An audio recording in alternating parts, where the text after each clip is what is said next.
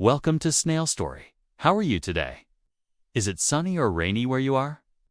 Wherever you are, I hope you found a quiet place because tonight we're sharing a very special story. This is the journey of a boy who could not speak, locked away in Box 27 by a charity that was anything but kind. The world called him a problem, silent, invisible. Until one mana-widowed carpenter found him, not with words, but with wood and trust. If you believe in the power of kindness and healing, don't forget to like, subscribe, and join us here at Snail Story where we tell gentle things that truly touch the heart. That afternoon, a gentle breeze swept through the wooden houses of Winedale Town, carrying the scent of pies from the corner bakery and the faint sound of an old accordion playing in the distance. On the gravel road leading to the community center, a large sign had been put up, Child Sponsorship Day for a Future Where No One Is Left Behind. Hosted by Hope Crate Foundation, beneath the words were black and white photos of children, their eyes staring straight ahead, not filled with hope, but with acceptance. A kind of quiet resignation that adults often don't dare to name. Ellis Granger stood at a distance, holding a small wooden plaque he had just finished that morning. It was a welcome sign engraved with the word "Hello," a gift he intended for the community center's front desk. He couldn't speak. A car accident at the age of 28 had damaged his vocal cords, leaving him mute and living quietly with his woodworking shop on the edge of the forest. For nearly 2 decades, he didn't plan to stay long. Just drop off the plaque and leave.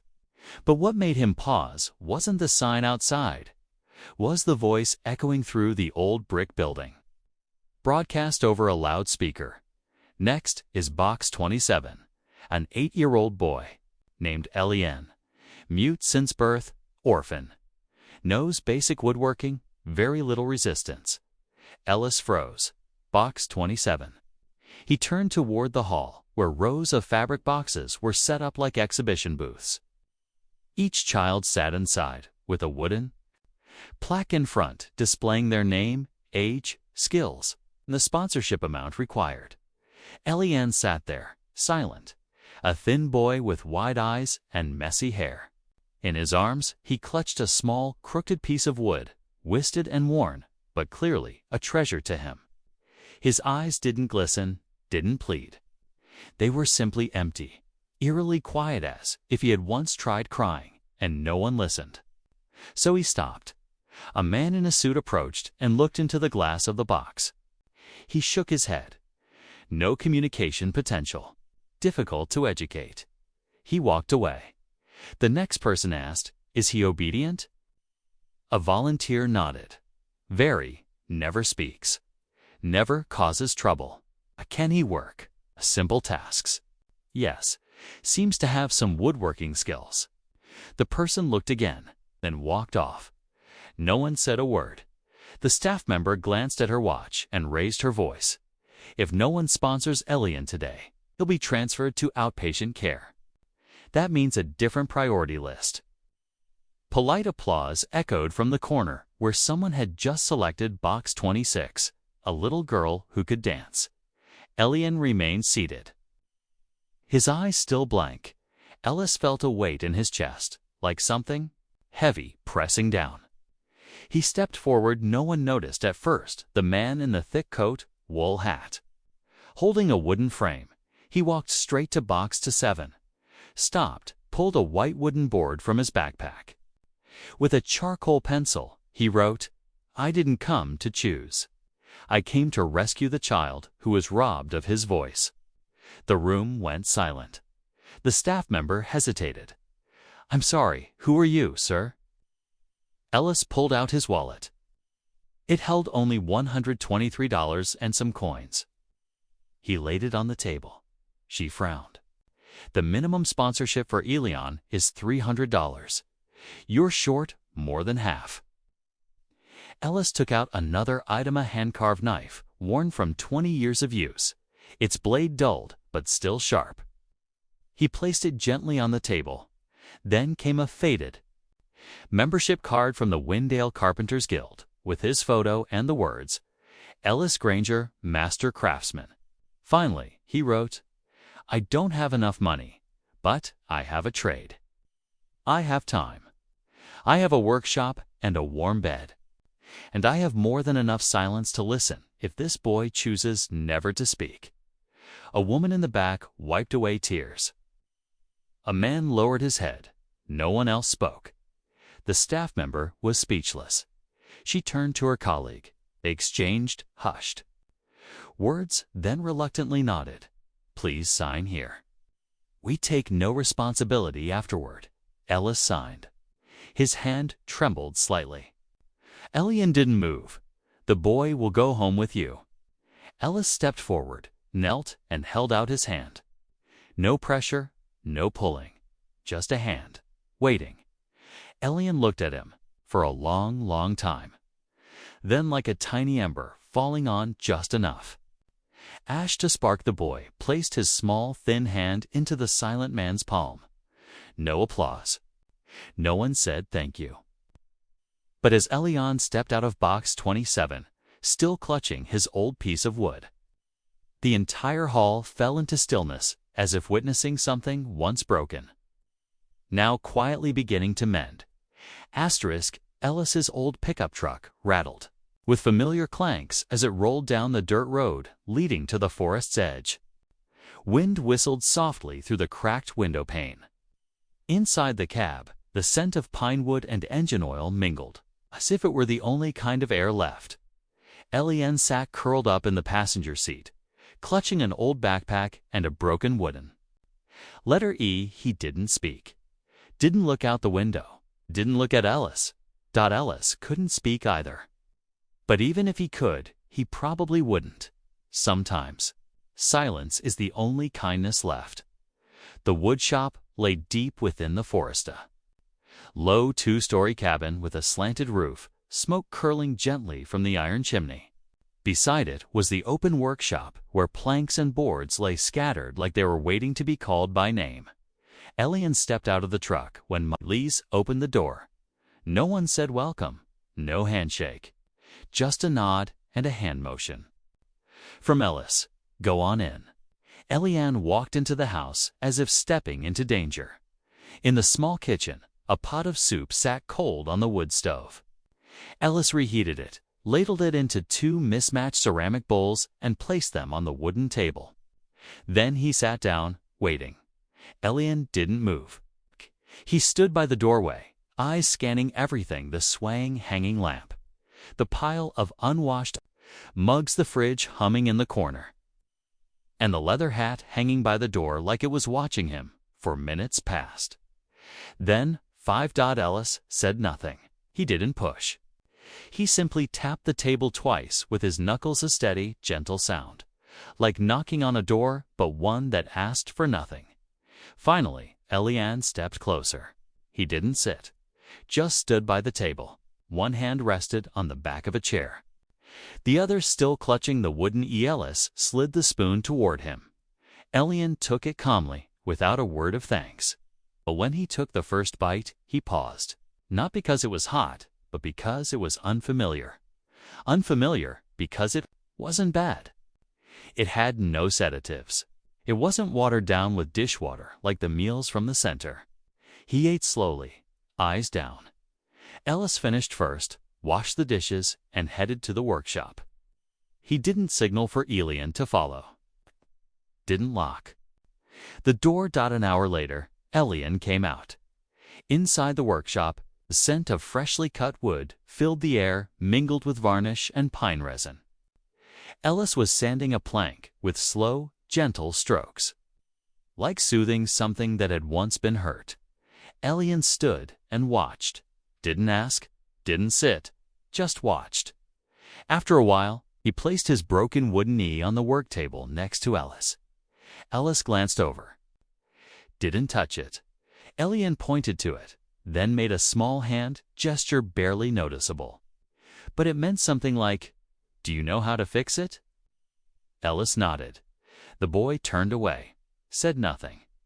That night, Elian didn't sleep in the guest room Ellis had prepared. He pulled a blanket from the sofa, dragged it near the front door, and curled up beside the doormat. Ellis noticed, but didn't stop him. Instead, he placed a water bottle and a small flashlight next to the boy's head, then went to his own room. Around midnight, there was a rustling sound. Ellis stirred and stepped out to check. Elian was dreaming. He didn't cry, but he flinched in silence, arms tightening around his backpack, back turned to the door. Eyes wide open, but not really seeing anything, Ellis knelt down and gently pulled the blanket over him. He didn't touch the boy. Instead, he placed a small piece of sanded wood beside Elian's hand, round, smooth, with a single word carved into it. Stay. Elian saw it, hesitated for a moment, then closed his eyes. For the first time, he didn't sleep with his arms around his backpack. The next morning, Elian woke to soft sunlight filtering through the window. He walked into the kitchen. Ellis was stoking the stove, preparing to toast some bread. No one said a word. Elian wandered around to the back workshop dot on the workbench. The wooden letter E he had given Ellis, the one with the broken corner, had been sanded smooth, patched at the broken edge and reinforced with a small wooden strip on the back. Elian picked it up and flipped it over. Beneath the letter E, another word had been carved: enough. The boy placed his hand over the piece of wood, then sat down on the chair beside the workbench. He didn't speak, didn't look at Ellis, but began turning over wooden scraps, as if searching for something, perhaps something to start with. Ellis stood nearby, eyes on the boy. Then he turned away, hiding a small, quiet smile. Pine wood has a sharp scent not as rich as oak butt when left under the sun for a while. It gives off a sweet, dry, honey-like aroma. Elian didn't know how to describe it in words, but he remembered it clearly. It was the only scent that made it a little easier to breathe on those long, choking days. The workshop behind the cabin became a temporary refuge. Ellis never forced Elian to learn, nor did he try to make conversation. But each morning, he laid out planks on the workbench, lined up the tools neatly, then began cutting, sanding, and joining pieces of wood. At first, Elian only watched. His wide eyes seemed to absorb every movement.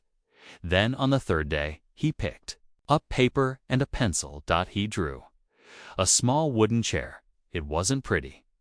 The lines were shaky, uneven, but the intention was clear. Ellis saw it, said nothing, just nodded and handed him a small block of wood along with a rounded chisel. Elian sat down. At first, his hands trembled so badly the wood slipped out of the clamp. Ellis didn't intervene. He simply stepped forward and gently placed his hand over Elian's, not to guide, but to anchor him. Here, stay steady here. And so, day by day, Elian began carving letters. L-U-C, Q. No one knew why he chose those letters, until one afternoon. Ellis placed a set of wooden alphabet blocks on Elian's workbench, each one palm-sized. With magnets on the back, Elian carefully arranged them on the refrigerator door in the kitchen. His first word. Ellis looked silent. No reaction. Elian turned to him, eyes wary, but Ellis only gave a small nod. Then removed the letters and rearranged them. Elian didn't understand that. So Ellis brought out 2 thin wooden tiles and quickly carved 2 simple symbols with his knife. One showed a running leg, with run carved beneath. The other was a small house, with lights shining from its windows beneath it. Stay. Elian froze. His expression wasn't quite emotional, more stunned, as if someone had just translated a dream he'd never dared to speak. That evening, as Ellis was assembling a table leg, Elian came over and held out a block he had carved. A hand. Underneath it, a single word. Why set down the plane. He opened a drawer and pulled out an old round piece of wood. On the front, 5 slanted lines were carved like 5 fingers, but each with a symbol: a pair of scissors, a hammer, a brush, a pencil, and 1 tear. He handed it to Elian, then wrote on the back with a pencil, "Because I once needed someone." And no one came. Elian took it, said nothing. But that night, he reached into his backpack and brought out something he had never shown anyone: the repaired wooden letter E. He had added a small piece beside it. He placed it beside Ellis's bed, under a sheet of paper that read, "I still don't know what stay means, but I'll try." A few days later, Elian woke earlier than usual. He walked into the kitchen and found a tiny wooden chair on the table, perfectly sized for a child. Carved into the seat was Elon below in chest. Sat on it, carefully, not to test if it was sturdy but, as if afraid to break something sacred, bathed in the soft morning light. Elian took his wooden pen and etched 1 simple word onto the workbench beside his seat: "Thanks." No one witnessed it, but Ellis, when he walked in from the workshop later, saw the word. He didn't erase it. He simply brushed a thin layer of matte varnish over it, preserving every scratch, every mark, like sealing in the first breath of a child who had just begun to name the world. That night, the 2 of them sat by the wood stove, each holding a cup of warm milk. Ellis brought out a small plank and laid it in Elian's palm. Carved into it was a single line: "You don't have to speak, but if you ever want to, I'll be here to listen." Elian stared at it for a long time. Then he picked up the magnet. With the letter O, placed it on the table. Then the letter K. Ellis gave a gentle nod. No big smile, no warm hug. Just a quiet double tap on the table deep. Familiar top tap, tap like a heartbeat, like a secret language only to people in the world. Understood. Asterisk that night, it rained. Not a heavy downpour, but a quiet, whispering rain, the kind that drizzles gently through a midnight forest. Raindrops tapped softly on the old tin roof of the woodshop, playing a quiet rhythm to the symphony of insects and wind weaving through wooden frames. Elian sat curled up on his small stool, holding tightly to the wooden notebook Ellis had made just for him, a silent dictionary he had drawn and carved himself, recording every symbol they used together. Stay, thanks, why? Safe in the warm glow of the kitchen corner. Ellis sat sewing the fabric pouch that held his tools, each careful stitch as if mending an old wound of his own. Everything was peaceful until boom. A crack of thunder split the sky, loud and sudden enough to shake the entire house for a brief second. A flash of lightning spilled through the window, and Elian fell into a different kind of silence. He shot up, eyes wide. His whole body stiffened. The stool toppled over. The notebook flew from his lap, scattering the small wooden pages. Elian backed away toward the door, hands gripping the wooden frame. His lips pressed together so tightly they turned white. His eyes were no longer present, they weren't seeing. Now, Ellis put down the needle. He rose slowly. Elian started to tremble. A low sound rose from his throat. Not a cry, not a word, but something raw, something feral. Ow. The sound of a cornered creature with no language but fear. And then he began to gently knock his head against the wall. A steady, urgent rhythm. Not hard enough to hurt, but enough to send a chill through the room. Ellis stopped. He didn't move closer. He didn't touch him. Instead, he returned to the workbench and picked up a small, round wooden token, one of the symbols they often used. Etched into it was a tiny flame, with a sheltering hand above it. Safe. Ellis stepped forward, knelt down, and without making Elian look at him, gently placed the token on the floor, exactly 1 arm's length away. Elian didn't react. Ellis took out another token, this one carved with an open door. Stay. He placed it beside the first. And finally, the very first token Elian had ever carved. WHY. But this time, Ellis had written something new on the back. No answer needed. Just breathe. He sat there, no speaking, No staring. Just waiting. 5 minutes. 10. Elian stopped hitting his head. He leaned down, his trembling right hand reached for the Safi token. He picked it up. Then, looked at Ellis not like a stranger, but like something that made the fear pause. He walked slowly forward and sat down on the floor, facing Ellis. No hugs, no words, just the safe token resting between them. The next morning, Elian didn't speak of what had happened. He simply washed the dishes, cleared the table, and quietly gathered the scattered wooden pieces. Ellis didn't ask. He simply handed Elian a new wooden plank thicker than usual for him to carve. Elian began. Not a word. A door. Standing. Alone, no wall. No roof. And beneath it, a single line. I was once locked in. Now, I don't want to close anything again. Ellis nodded. No praise. Just a quiet nod, the kind you give when you've lived in the dark long enough to recognize the moment someone else finds the light switch.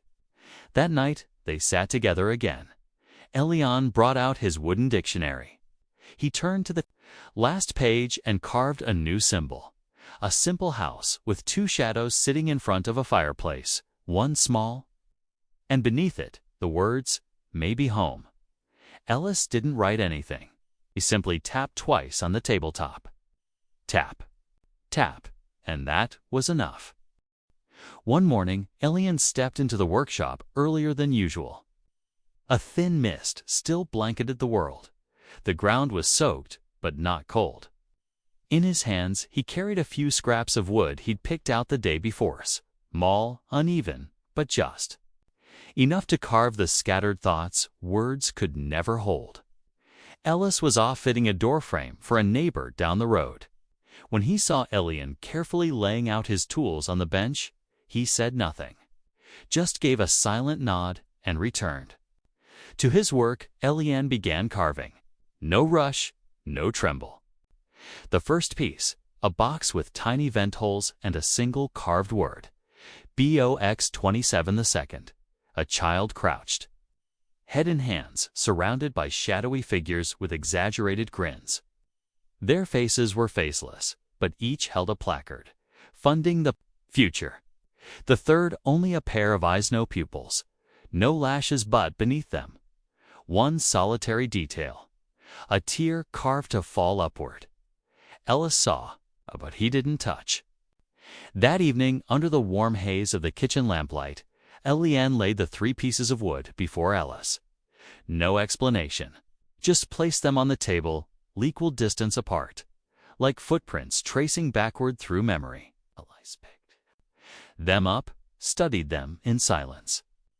Then he reached for a blank piece of wood and slowly carved a symbol, 2 hands pulling a thread taut. Underneath it, he wrote, "Not your fault." Okay. It didn't react right away. Okay, but before bed, he tucked the piece gently into his wooden dictionary right between the pages for stay and safe. For the first time, Ellis saw him smile. Faint, not bright, but real. Like the first hairline crack in a sheet of ice that had long covered a frozen lake. 3 days later, a silver-gray SUV pulled up outside a roadside diner in town. A man stepped out, thin, meticulously combed hair, glossy leather shoes.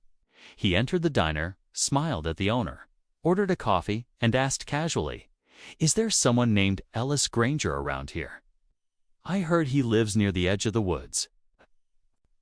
Diner lady returned a polite smile. "The woodworker, huh? Yeah, he lives a few miles out, but folks don't see him much, lest they need a bench or a porch fixed." The man nodded, jotted something in his notebook, took a slow sip of coffee. As he lifted his hand, a faint tattoo showed beneath the cuff, 2 crossed arrows, the emblem of the Human Vision Foundation. The very group that once took Elian under the guise of helping children reintegrate. Back at the woodshop, Elian was carving another image. A large hand holding a smaller one, both fingers wrapped in a single thread, wound gently around their pinkies. Beneath it, he wrote, If I get lost, will this thread still pull me back? Ellis read it and nodded. No need for words. He picked up another piece of wood and carved a compass its needle, pointing toward a tiny house nestled beneath trees. Then, beneath that, just believe, even if you drift away, someone remembers which way the wind blew when you smiled. Later that day, as they were cleaning up the shop, the sound of a car door echoed from the front gate. Elian froze. His eyes went wide. Ellis stepped out first. The man in the black coat was standing there, wearing a practiced, pleasant smile. Good afternoon. I'm with a child welfare organization. We have reason to believe you're caring for a boy named Elian. He's currently under supervision. Ellis said nothing, just silence. Then he took a small chalkboard and wrote a single line. Who sent you? The man gave a thin smile. We have some papers for you to sign, just formalities. Could I speak with the boy? Inside the shop, Elian trembled. He clutched a small piece of wood, ran out and shoved it into Ellis's hand. On it, a single word carved deep. Run. Ellis looked at it. No, not this time. He reached into his pouch and pulled out the old stay token. Then took Elian's hand, tight, and turned to face the stranger. His eyes sharp as a chisel edge. No words needed, just the strength to stand. Asterisk. The man in the black coat left behind a thin stack of documents and a business card before getting back into his SUV. He glanced back one last time with a smile that carried more threat than warmth. I'll be back soon. Looking forward to our cooperation. The SUV roared away, leaving a faint trail of red dust under the setting sun. Elian stood behind Ellis, clutching the back of his shirt as if letting go would send the whole world slipping away. Ellis said nothing. No chalkboard. He simply walked inside, placed the papers on the table, and pulled something from the drawer that Elian had never seen before. A small wooden box with a metal hinge. Worn and weathered by time, he opened it. Inside were an old stamp, a black and white photograph, and a chipped USB drive. Elian sat down, silently watching. Ellis plugged the USB into his old laptop. The screen lit up. Folders appeared, labeled Suspicious Charities, Missing Children, 2020. For 3 years after losing his foster brother, who had been adopted by a so-called Human Vision initiative, and then vanished without a traceless, had quietly collected evidence. No one helped. No one believed him, because he couldn't speak. And he had no official proof, but he knew. Every wooden carving, every etched number on the planks in his home was a clue. Ellis had been the only one able to trace the network of charity units operating in remote states where children were taken under the guise of sponsorship and never returned. And now he was certain Elian was one of them. Elian took a blank wooden piece and carved into it an image of a mask. Then a child inside a glass box. Underneath he wrote, "They never asked my name. They only asked, 'Are you obedient?'"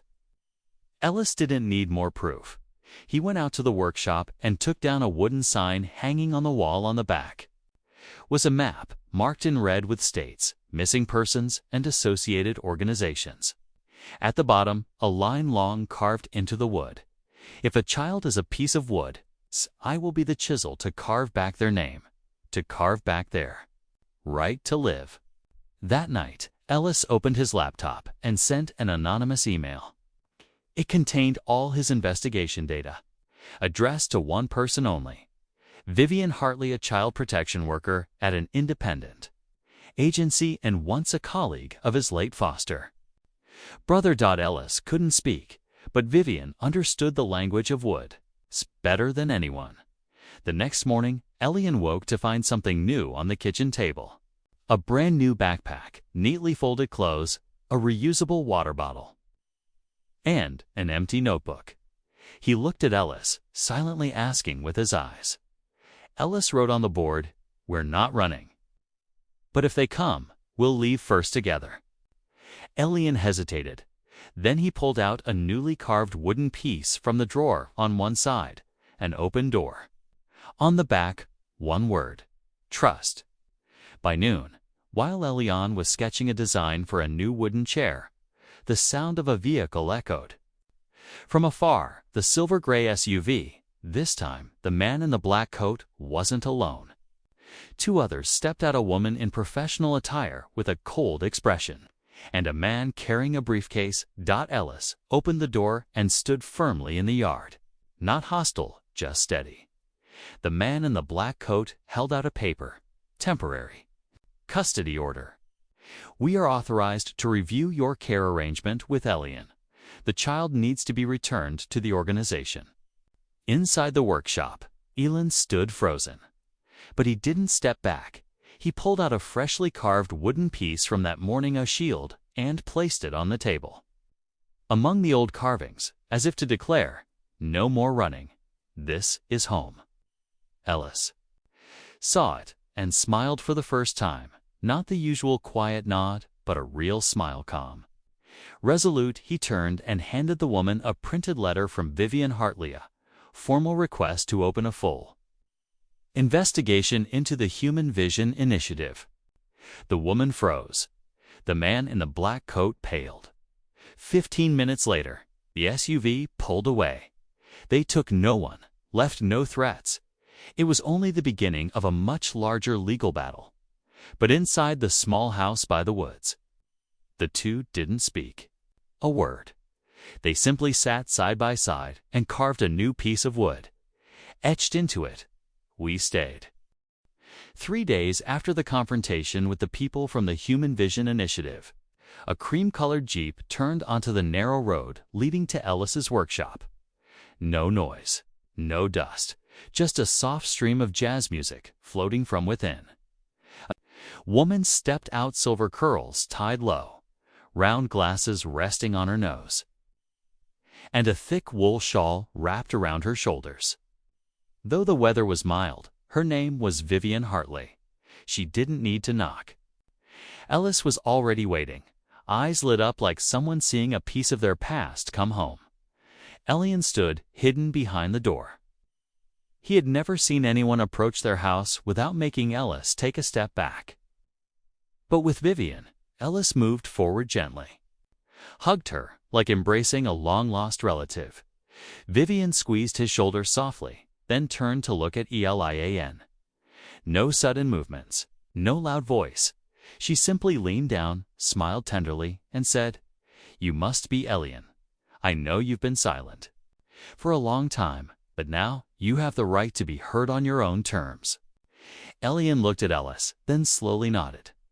Inside the wooden kitchen, as Elian sipped hot cocoa, Vivian spread a folder across the table.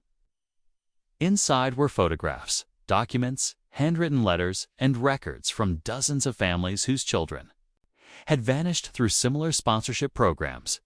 "Ellis sent me everything he's gathered over the years. But you, Elian, you're the only one still alive who can speak from the inside." Elian clenched his hands, not from fear, because it was true, and that truth alone was terrifying. He stood, walked to the workshop, and returned to his wood-carving tools. A while later, he came back with 3 pieces: a stage with rows of audience seats. A child stood on stage, head bowed. A grown-up's hand pulling the child off stage behind the curtains. A large sealed box with engraved words, awaiting sponsorship. If none, will be relocated. Vivian stared at the carvings. For a few seconds, she couldn't say anything. Ellis gently placed a hand on Elian's back. The boy didn't flinch like before. Vivian then laid out another document, a petition for legal recognition of Elian's identity. She had enlisted a team of volunteer lawyers the moment she received Ellis's files. "You'll have new papers. You'll be able to study, live like other kids." But she paused. "You could also help the ones still trapped by testifying, by telling what you've been through. But only if you really want to. No pressure, no deadline." Just another door being opened, this time one without a lock. That Evening. Eliane and Ellis sat on the wooden porch beneath a sky glittering with stars. Eliane carved another. Wood in peace, not a picture. Just a simple sentence. If I speak, who will believe me? Ellis responded with a piece of his uncarved with a small sapling growing through cracked cement tiles. Underneath, a tree doesn't need anyone to believe it's growing. It just grows. The next morning, Eliane placed his old wooden token, the one that said trust, on the table. But this time, he had carved something new on the back. Trust to let me step forward. He nodded at Vivian, then went to pack. Vivian understood. Ellis understood. And for the first time, Eliane felt he was doing something not just to survive, but to live with purpose. Before leaving home with Vivian for the independent child advocacy office in the nearby town, Eliane brought one special item with him, his wooden dictionary. He didn't speak aloud. Instead, he flipped to the final page and added one more symbol. A child standing on a platform, not bowing, no audience. Just a beam of light shining down from above, and underneath, not for show, for truth. Asterisk, the building that housed the Child Protection Council stood only 3 stories tall, with beige walls and aging glass doors. From the outside, it looked like any other administrative office. But to Eliane, it felt like an old stage re-lit only this time. Not for him to be put on display, but to finally be heard. Vivian parked the car, then turned with a soft smile. You don't have to prove anything.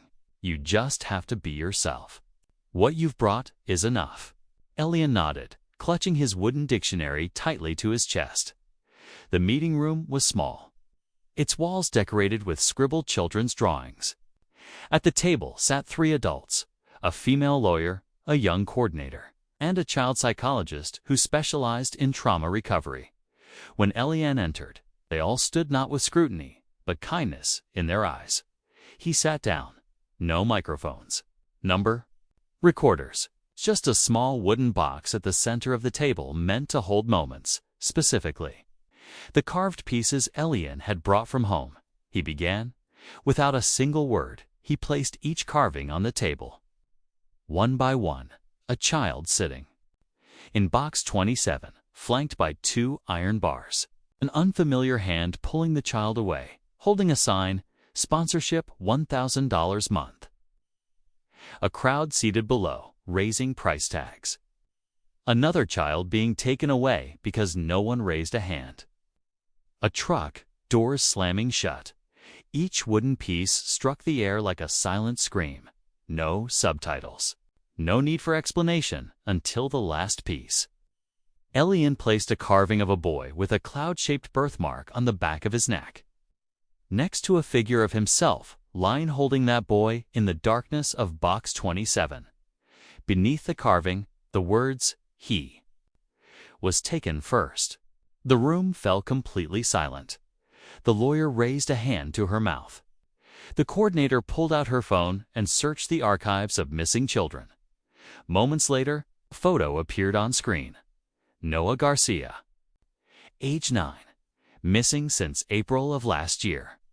That afternoon, while Eliane was sitting in the break room sipping water, the door opened. A boy was led in thin, pale, hair falling over his eyes.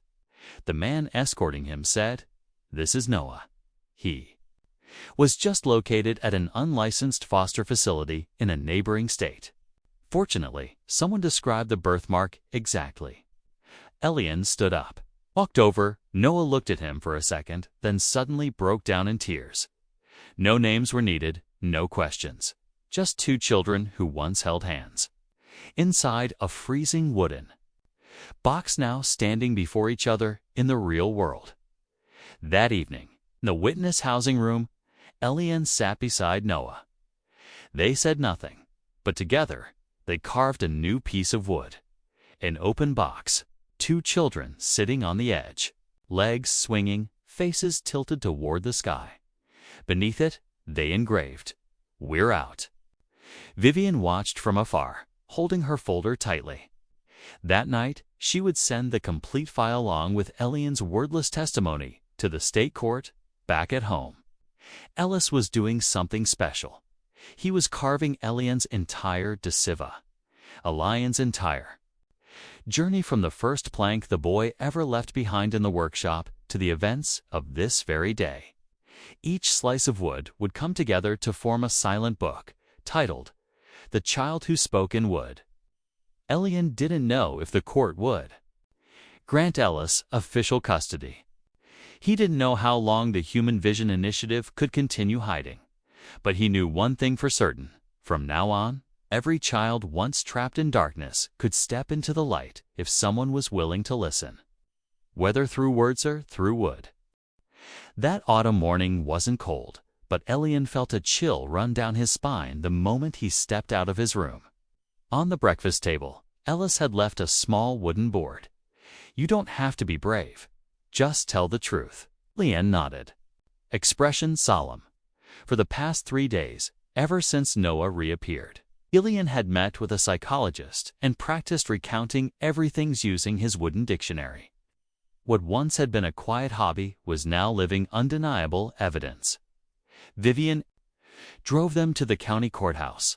Outside, reporters were already gathered. News of the investigation into the Human Vision Initiative had started to leak to the media after a state senator received Vivian's files.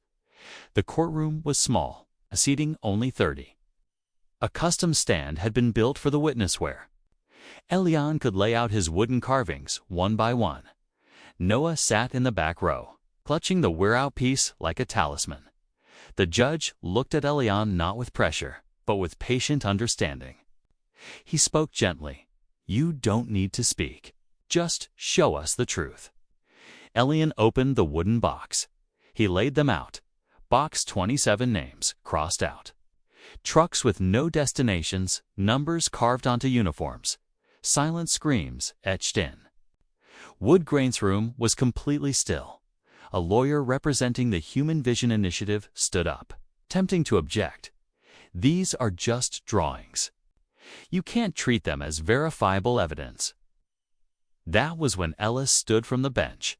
He held up a newly carved board based on Elian's sketches.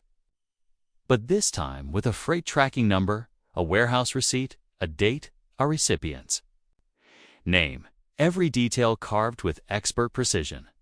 Vivian submitted the original documents. Along with the physical evidence Ellis had been collecting quietly for years. The judge turned to the defense. If these drawings are meaningless, then why did your organization sue Mr. Ellis in 2021 for unauthorized entry into one of your warehouses? Why did you withdraw that case immediately after he submitted a photo of a child chained by the neck inside one of your trucks? The lawyer froze. The courtroom murmured, then the hearing was interrupted by something unexpected. Ellis received a text message from an unlisted number. Want the boy to stay safe? Keep him silent, or you'll be the last one carving wood. Vivian's face went pale as she read it. But Ellis remained calm. He wrote on his chalkboard, threats only work on those who still have something left to lose. I've already lost it all. That night, when they returned home, Elian noticed something was off. The workshop door was wide open. The sharp, acrid smell of burning paint filled the air. A broken plank lay on the porch, split in half. Ellis rushed in and put out the small fire that had caught on the drafting table. Someone had broken in, attempting to burn the wooden dictionary he was creating for Elian. Elian fell to his knees. Trembling as he gathered the charred pieces, Ellis said, "Nothing?" He just held the boy close for the first time. Elian cried out loud. 3 days later, investigators discovered the gray SUV that had previously parked outside Ellis's house was a rental, leased by a shell company linked to the Human Vision Initiative. The case was escalated to the state level. A subpoena was issued to the organization's executive director. At the same time, a former employee, Elma Reyes, came forward to testify. She admitted she had once coordinated the child's shipment cycles. Alma said, Elian once sat in front of me in box 27. He didn't speak. just held a sign that read, "I'm obedient," and now he's standing up. Then I have no reason to stay silent either. The court ordered a freeze on all the organization's assets. Operations were suspended. Vivian returned to Elian with official news. Ellis had been granted full legal guardianship. Elian looked at him. Ellis simply wrote, "Not because the court allowed it, but because my heart said yes a long time ago." That night, Elian brought out one final carving. Two open arms shielding a candle's flame. Underneath it, the words, "He held the light, even when it burned him." Nearly a year after the trial came to an end, Elian stood in front of Warehouse No. for once the holding place of Box 27, formerly under the care of the Human Vision Foundation. The court had since transferred ownership of the complex to a new nonprofit, the Safe Route Project. Founded by Vivian and Alma Reyes, created to support children who had been trafficked or lost their legal identities. Elian no longer wore his worn-out old backpack. He now dressed in a crisp white shirt, a wooden-laid leather bracelet on his wrist, birthday gift from Ellis when he turned 13. Carved into the bracelet were the words, "FREE," not a state of being, but a direction. The iron door creaked open. The musty scent of damp air and old wood rushed out so familiar it caught in his throat. Box 27 was still there, left behind as if no one had dared to return. Elian stepped forward, not trembling. He laid a hand on the wooden lid and gently opened it. Inside were name tags of the children, some crossed out in red. A silver-blue wristband once worn by Noah. Elian reached in and placed a small wooden piece, the first he ever carved, the one that said, "Trust." Then he added a new one, a carved door, wide open, with dozens of children stepping out hand in hand. Beneath it, he had etched, "This is no longer a box. It's a beginning."